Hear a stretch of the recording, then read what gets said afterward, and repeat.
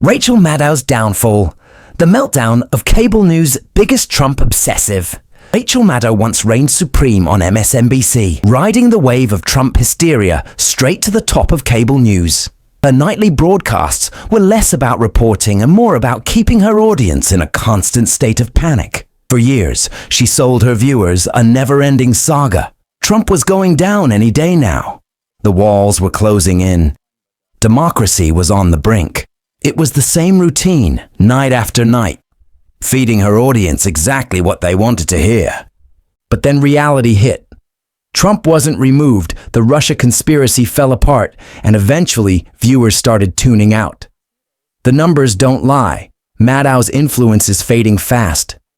What was once appointment television for millions is now just another cable news relic. The president, in his, what we believe was ad-libbing, we did not have prepared remarks from the president, which is unusual. White Houses usually distribute prepared remarks, so we don't know what was digression from those remarks and what was ad-lib. But the president did repeatedly seem to be ad-libbing when he was remarking on the expected impact of the economic decisions he's already made 6 weeks in, saying that the American people would have to bear with him, that there would be a little disturbance, that there would be an adjustment period. And again, he said a little disturbance, essentially suggesting that the roiling that we saw in the markets is something that he knows he caused, but he hopes people will not mind. For the record, the worst inflation in this country was in 1980.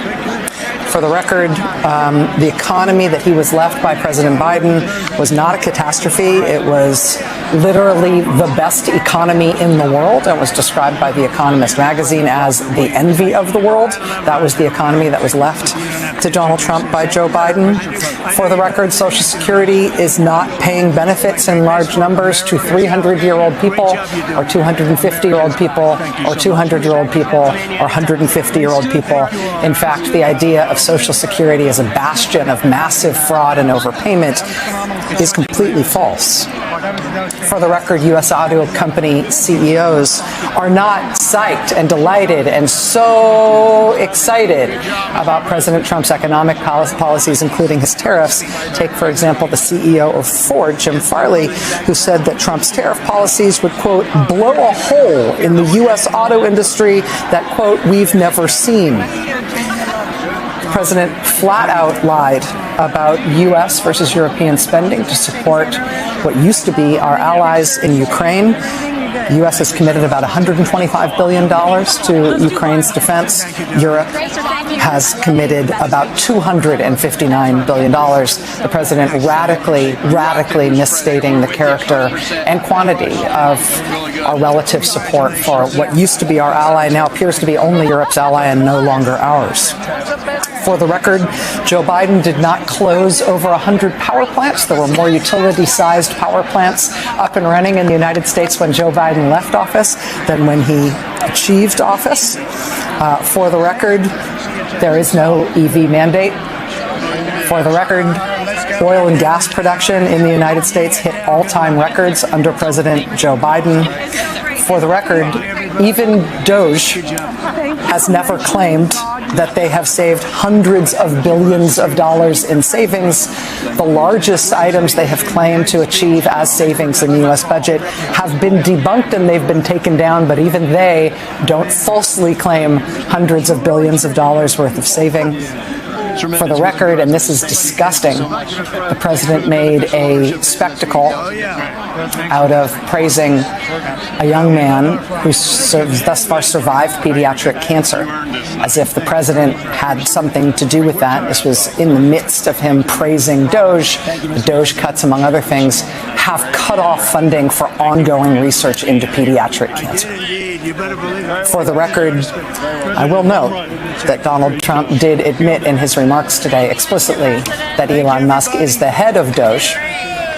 And while that comes as no surprise to anybody who's been following the facts of this matter, that will end up in court because that is directly contrary to what the administration has overtly sworn to a federal judge about the leadership of Doge. I should also note, and this doesn't have to be for the record, I'll just note it for our own experience tonight, that at that point in the speech, when the president talked about how we will no longer be ruled by unelected bureaucrats, Democrats in the chamber pointed and laughed at Elon Musk.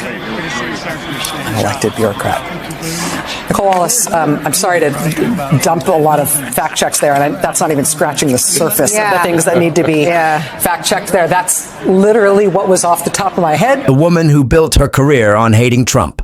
Maddow's entire career became one long anti-Trump manifesto.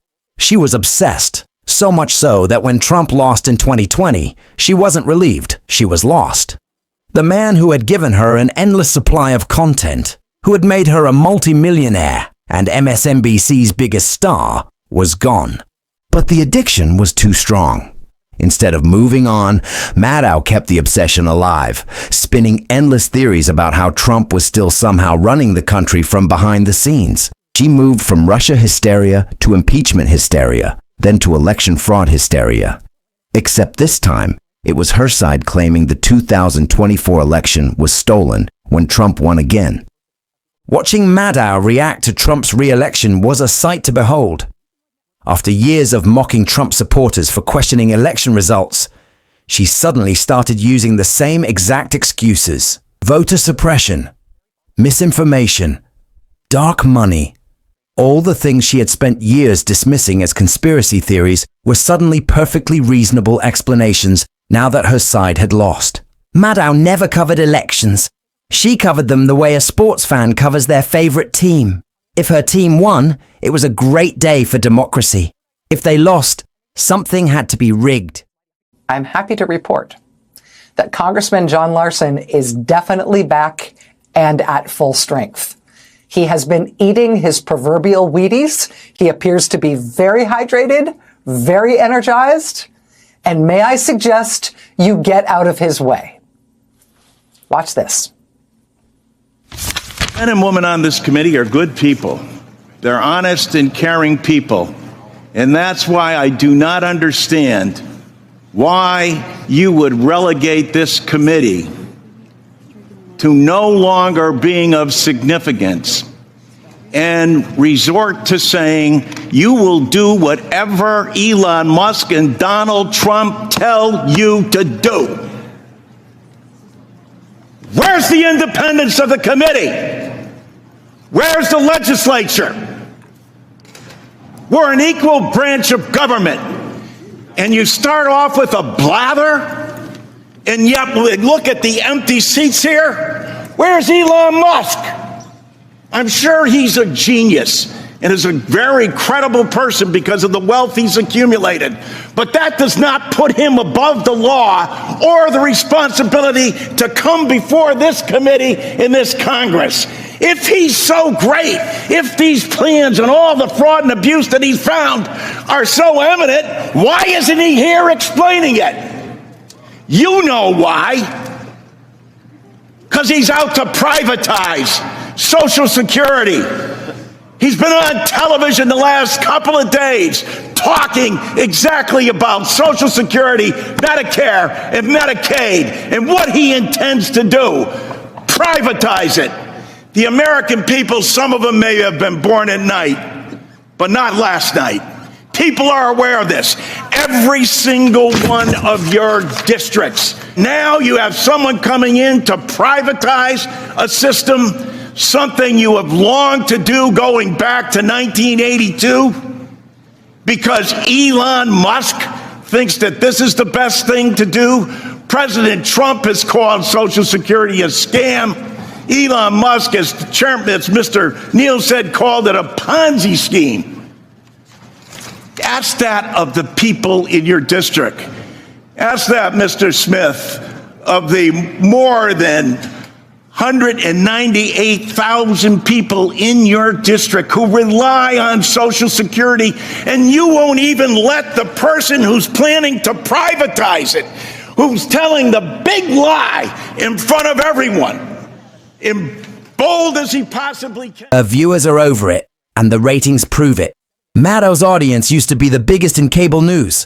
At the height of her anti-Trump frenzy, she was pulling in over 3 million viewers a night. She was MSNBC's golden child, the face of the resistance, the woman who could do no wrong. But as time went on, the predictions didn't come true. The bombshells never landed. The walls closing in turned into an empty slogan. Eventually, people got tired of waiting for Trump to be taken down. Her viewership has dropped by nearly 50%. Even major political events barely move the needle anymore. People just don't care what she has to say anymore. She tried to soften the blow by reducing her show from 5 nights a week to just 1, thinking it would make her more of a special event. Instead, it just made her irrelevant. Maddow spent years convincing her audience that she was always one step ahead of the game, that she knew what was really happening behind the scenes. But after getting it wrong so many times, people simply stopped listening. They may not be citizens or have the proper documentation, but the vast majority of immigrants are not criminals. They pay taxes and are good neighbors. They are faithful members of our churches and mosques, synagogues, wadara, and temples. I ask you to have mercy, Mr. President, on those in our communities whose children fear that their parents will be taken away. That was the Episcopal Bishop of Washington yesterday at the National Cathedral talking directly to the president, directly, eye to eye, about compassion, humility, kindness, honesty, honoring the inherent dignity of every person, talking to him about respect, about mercy. This is not his usual bailiwick. It is hers, though. Joining us now is the Right Reverend Marianne Edgar Buddy. She's the Episcopal Bishop of Washington, D.C. Bishop Buddy, I really appreciate you making the time. I know you have a lot of options where to be, and I appreciate you being here. It's great to be here. Thank you. What made you decide to make that appeal the way you did, to ask him for mercy in that way? Well, as you summarized so well, as I was thinking about at the end, toward the end of my preparation, the pillars of unity, it struck me that I was missing one, and that last one was mercy, to have mercy and compassion. And rather than state it in sweeping terms, I thought I would acknowledge to the president, acknowledge that he had come to the highest office of the land, that he had millions of people had entrusted him with this power. And I wanted to make, as you heard, a plea, a request that he broaden his characterization of the people that are frightened now and are at risk of losing everything.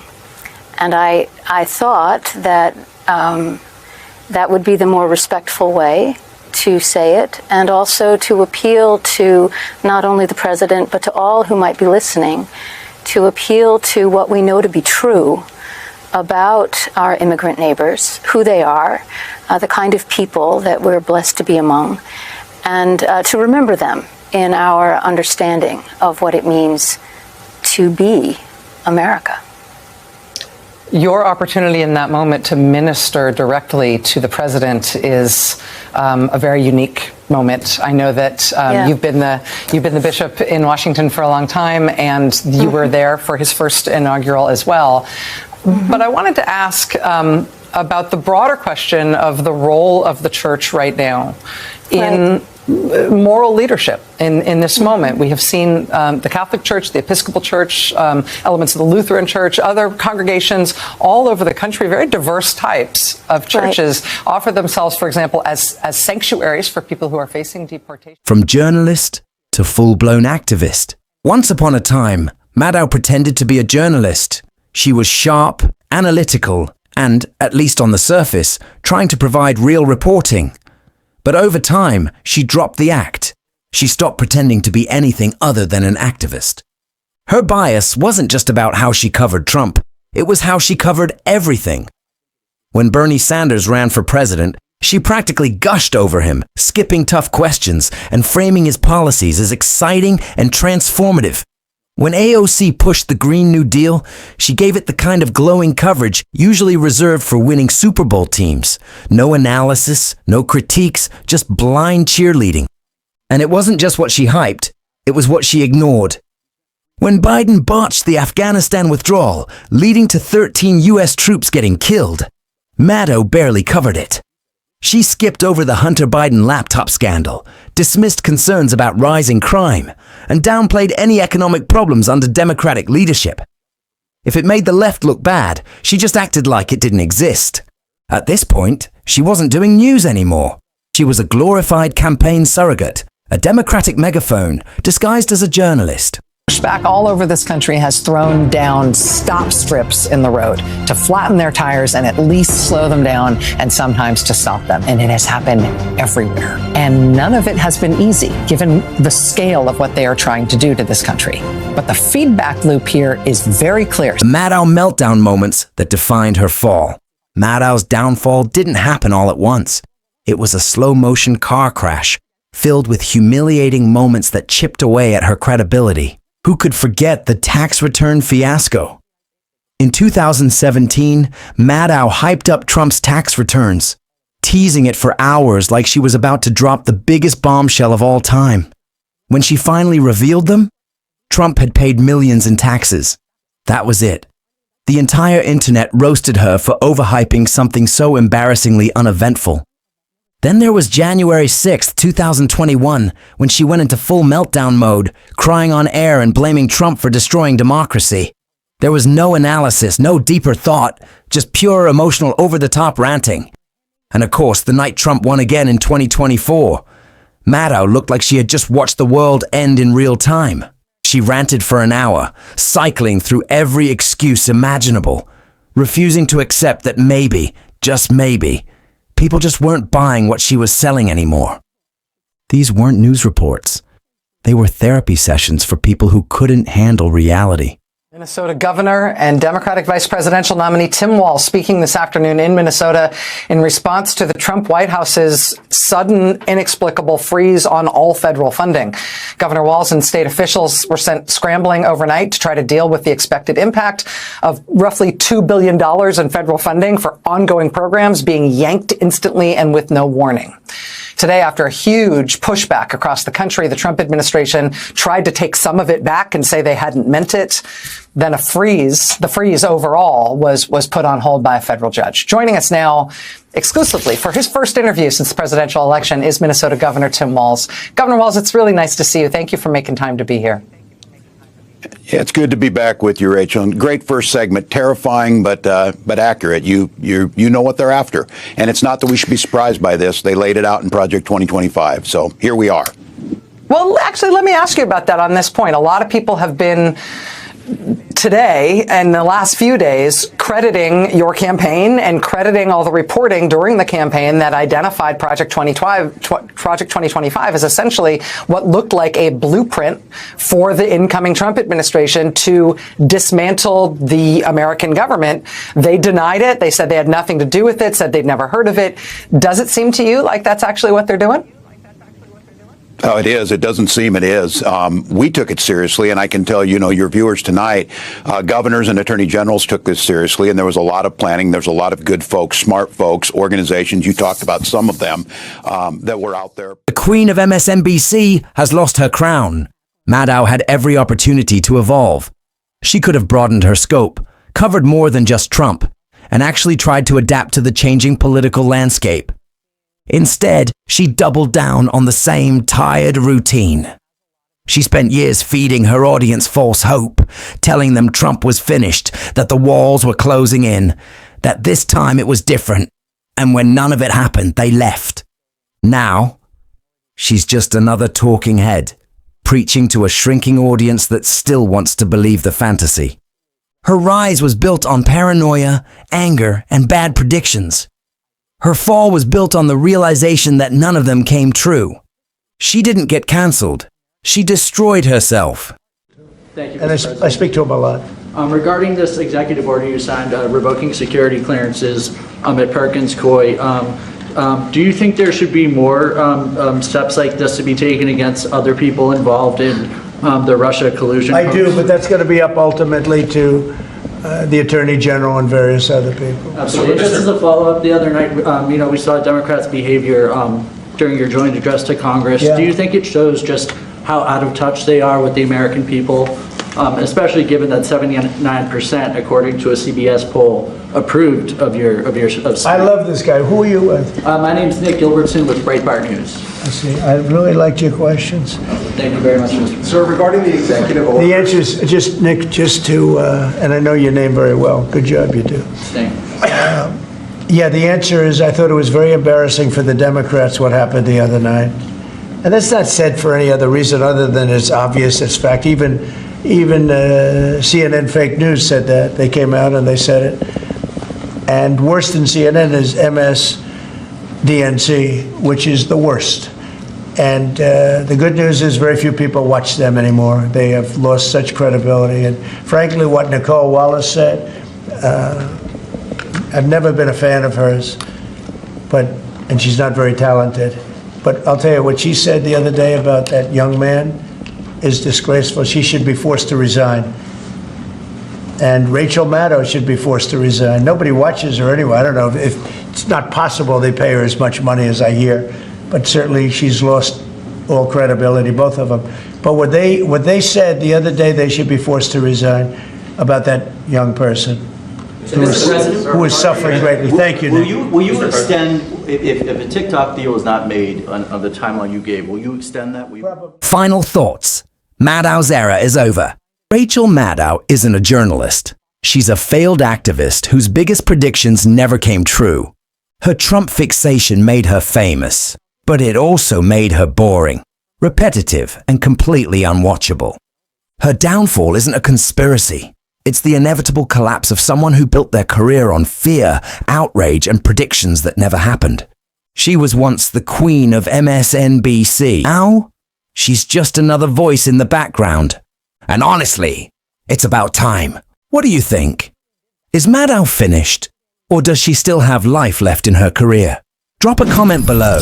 And don't forget to subscribe to Celebrities Pain for more takedowns of media meltdowns, political frauds, and the biggest egos in cable news.